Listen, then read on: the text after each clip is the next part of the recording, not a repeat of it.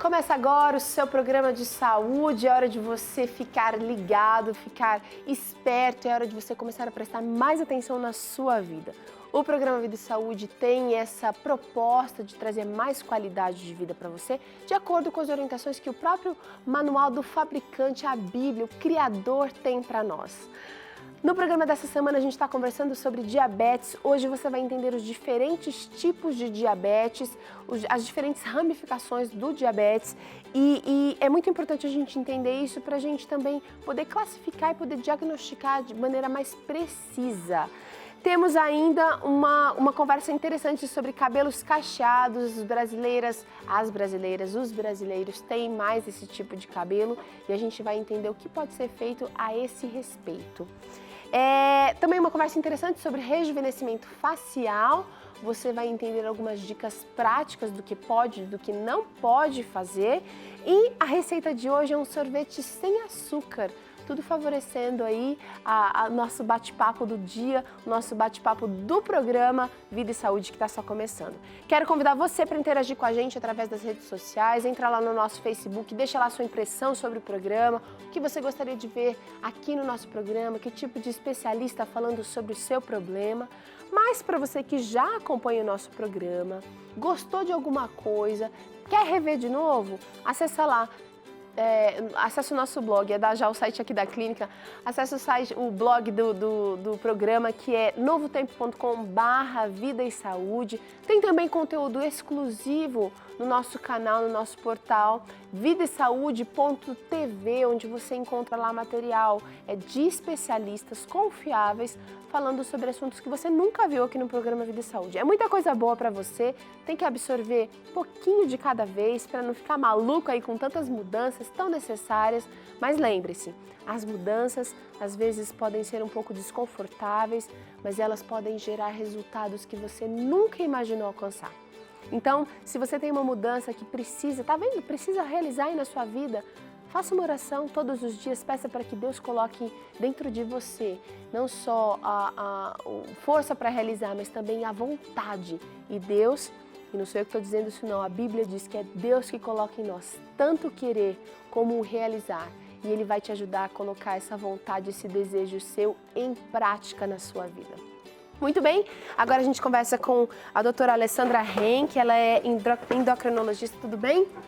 Tudo bem. Bem-vinda mais uma vez ao Vida e Saúde. A doutora Alessandra tem ajudado-nos a resolver, a pensar, tem nos orientado quanto ao diabetes e hoje a gente vai tentar entender um pouquinho mais. Ontem ela já deu um toque aqui sobre os diferentes tipos de diabetes. Vamos falar dos principais. Quais são eles, doutora? Bem, os principais são o diabetes tipo 2, que corresponde a 90% dos casos, então, sem dúvida, é o diabetes mais comum.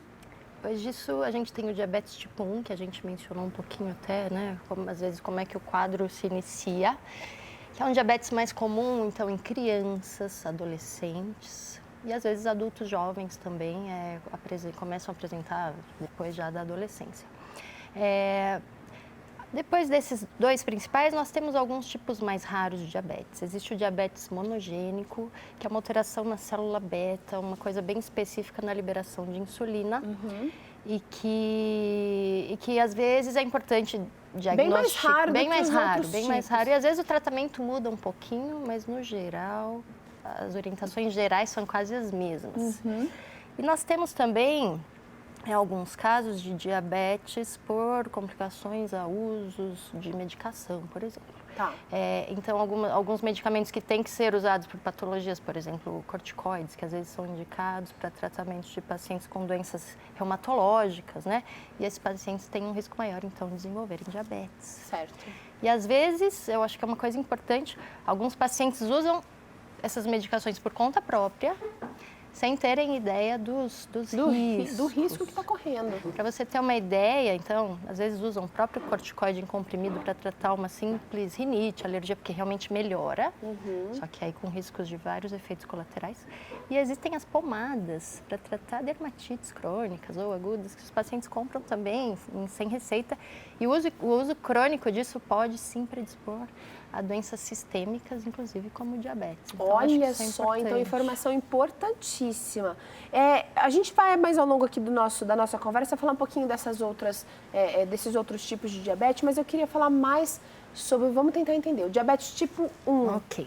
Então, a gente falou que o diabetes vem decorrente de alguma alteração da insulina, seja da sua produção ou liberação, como da ação, né? Que seria um problema de resistência. O paciente diabético tipo 1, ele tem um problema autoimune de destruição das próprias células beta do pâncreas que produzem insulina, ok? Então, muitas vezes, ao momento do diagnóstico, ele já não tem mais produção de insulina endógena, tá? Por isso que é um paciente que desde muito cedo, desde o diagnóstico, ele faz uso de insulina. Porque as medicações orais, elas estimulam a produção de insulina, certo? Mas se ele está com uma degeneração... Se ele não tem produção, ele tem que usar insulina desde o começo. Entretanto, com todos esses fenômenos que a gente já mencionou, né, de alimentos muito industrializados, ganho de peso, às vezes os pacientes diabéticos tipo 1 começam a ter também resistência à ação da insulina. Uau. Veja que interessante. Aí a gente tem que tratar também essa resistência para conseguir ter um resultado melhor. Então, o ganho de peso excessivo para esse paciente diabético tipo 1 piora o diabetes, porque já fica uma coisa mais similar ao diabetes tipo 2. No diabetes tipo 2, tudo começa com a resistência insulínica. Então, você tem um pâncreas que trabalha normalmente e que aí ele começa a ser forçado a produzir doses maiores de insulina, que foi o que a gente mencionou. E essa insulina não consegue atuar como deveria. Então, esse paciente passa muitos anos, antes de descobrir o diabetes, ele passa muitos anos tendo essa resistência insulínica, até que o quadro aparece mesmo. Eu acho muito interessante porque aí, neste momento em que a gente, né, seria um pré-diabetes, esse momento de resistência insulínica, às vezes você faz exames laboratoriais e tudo está normal. Então, às vezes chega um paciente obeso e ele fala, doutora, meus exames estão ótimos, você vê como minha obesidade não está causando problema? Eu falei, deixa eu te avaliar, que a gente acha. E às vezes tem sinais clínicos que podem já ser muito sugestivos, que eu acho que é importante as pessoas terem atenção. Então, uma coisa básica começou a ter aumento de gordura da circunferência abdominal. Então, circunferência abdominal mesmo aumentada, já predispõe ao diabetes. E, às vezes, associado a isso, a gente observa uma manchinha atrás do pescoço ou na região da axila. Não sei se você já viu, isso se chama acantose nigricans. Que cor que é essa manchinha? Ela é um marrom escuro, quase negro mesmo, parece algo aveludado, como se a pele ficasse mais grossa, com uns cisquinhos, e às vezes o paciente tem a impressão que é sujeira. Então, alguns pacientes se esfregam, e isso, na verdade, é um sinal de resistência insulínica, de excesso de insulina, que levaria ao diabetes tipo 2. Então, é muito importante... Às vezes a pessoa associa isso também, é o desodorante que eu estou usando. Exatamente.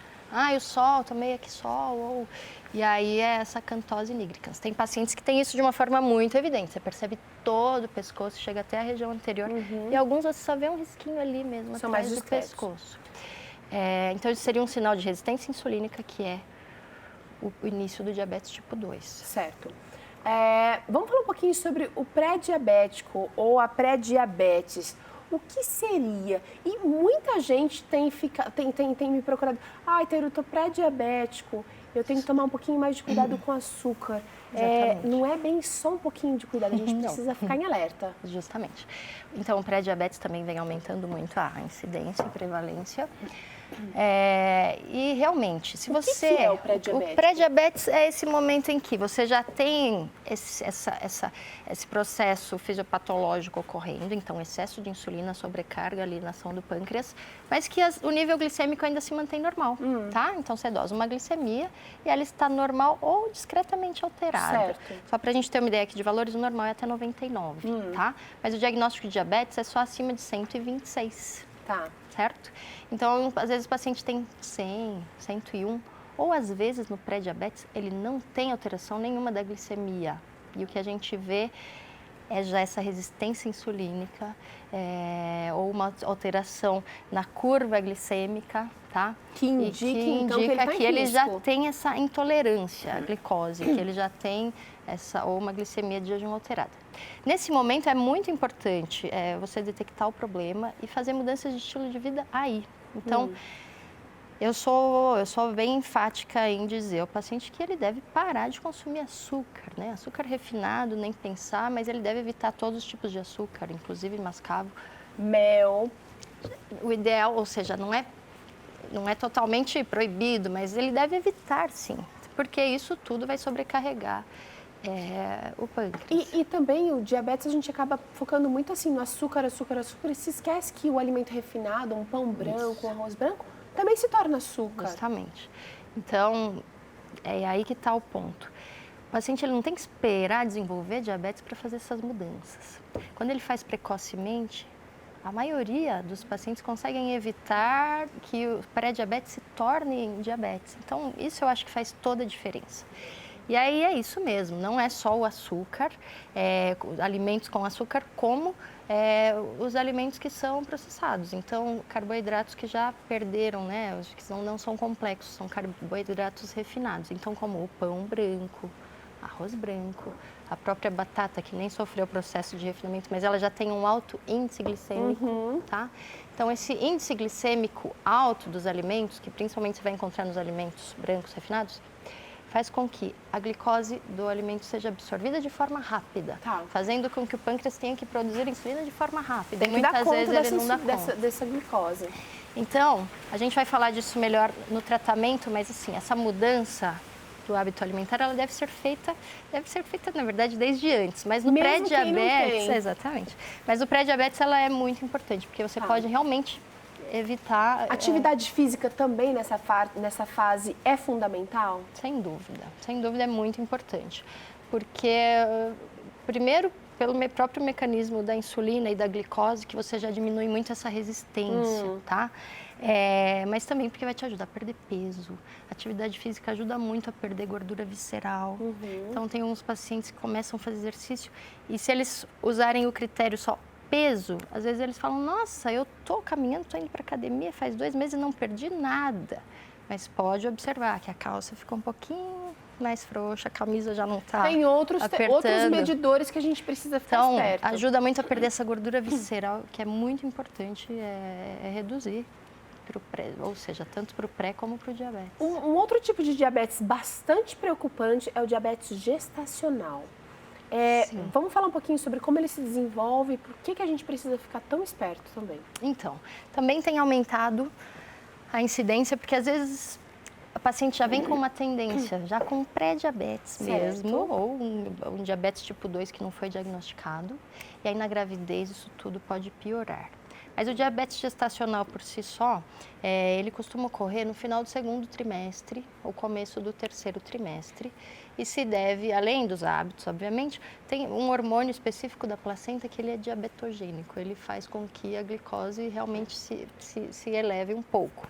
E aí, para quem já tem algo de base ou quem ganhou muito peso na gestação, se desenvolve com muita facilidade. E isso é importante porque às vezes o paciente fala, mas é simples, eu não sei tomar insulina, deu tudo certo.